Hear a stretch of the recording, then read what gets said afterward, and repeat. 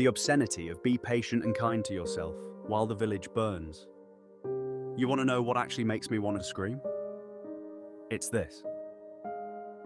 We live in a society that has systematically dismantled every structure that would make human connection possible, and then we sell the isolated survivors self-compassion as the solution. Be patient and kind to yourself. Okay, you're 37 years old. You want children. You want partnership oriented toward building something. You want to know your neighbors. You want to raise kids with a community of people who actually give a shit. You want to wake up and have work that means something instead of extracting your time for survival money. None of that is available. Not because you're not patient enough, not because you lack self-compassion, but because the infrastructure that would make any of that possible was deliberately destroyed. And then the system tells you to be kind to yourself about it, to journal about your feelings, to practice self-care, to do yoga, to meditate on acceptance, to see a therapist who will pathologize your loneliness as an individual dysfunction instead of what it actually is. Structural violence being done to you systematically and on purpose. Do you understand what that is? That's psychological colonization. That's taking a legitimate, rational response to an impossible situation, despair, rage, the desire to build something different, and reframing it as a personal problem that requires individual solutions. You're lonely because you haven't done enough inner work. No, you're lonely because the system requires you to be lonely. Because village-scale community is a threat to extraction. Because the moment you have 5 people who actually trust each other and share resources, you stop needing to participate in wage slavery, so the system demolished the village. Then it sold you the therapy language to make you responsible for your own devastation.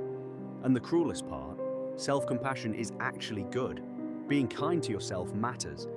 But when it's divorced from naming the actual problem, when it becomes a substitute for rage, for refusal, for organizing, it becomes a tool of suppression. It's like telling someone trapped in a burning building to practice self-acceptance instead of breaking down the goddamn door. The poster says, be patient and kind to yourself. Rejection is normal. Yeah, rejection is normal in a system where every human interaction is mediated through scarcity and competition and individual worth assessment. Rejection is normal when you're a commodity in a dating algorithm, when you have to message strangers into the void when you're trying to build intimacy through capitalistic venues. But that's not normal. That's not human normal. That's extracted normal. That's the abnormal state we've been gaslit into accepting as inevitable. The actual normal, you grow up in a community of 30 people. You know them your whole life. You know who resonates with you at a soul level, because you've had time and proximity and actual relationship. The idea of rejection becomes almost nonsensical because you're not shopping for a partner, you're navigating actual human complexity with people you're already embedded with. But we don't get that. We get apps and bars and hobby groups and the advice to be authentic and kind to yourself while we're actively drowning. And then when you point out that the drowning is structural, that the system is designed for you to drown, people get uncomfortable. They want you to accept your drowning with grace. They want you to find meaning in the suffering. They want you to monetize your pain into a self-help brand. They do not want you to say, this is unacceptable and we need to burn the whole thing down and build something that actually serves human flourishing.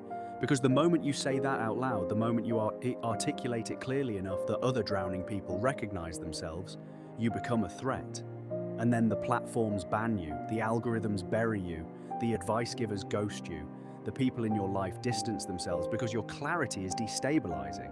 It makes them aware of their own cage. So you keep posting into the void. You keep articulating it. You keep refusing to accept the framing that your suffering is a personal development opportunity. And yeah, the system will try to suppress that. It will try to co-opt it into authentic self-expression and radical vulnerability and turn it into another product to consume. But the rage you're feeling, the refusal to accept be kind to yourself as an answer to structural impossibility, that's the only honest response available. That's not pathology. That's sanity in an insane system. And the people who are uncomfortable with that rage, who want you to moderate your tone, manage your bandwidth, consider how your honesty affects lurkers, they're asking you to do the work of the system for free. They're asking you to suppress yourself so they don't have to feel the destabilization of their own cage. Don't do that work. Keep screaming.